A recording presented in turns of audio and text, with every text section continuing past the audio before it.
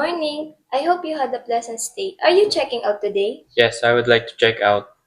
Okay, may I have your name and room number? Norman, and my room number is 305. Thank you, Mr. Norman. Please allow me a moment to retrieve your account. Thank you. Here's your final bill. Please check it.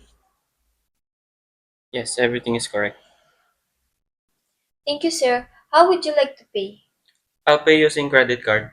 Okay, please insert your card, please. Your payment is successful. May I have your room key, please? Yes, sure. Thank you. How was your stay? It was very good and fun. Okay, we're glad to hear that. Thank you for staying with us. Have a safe trip. Thank you. Goodbye.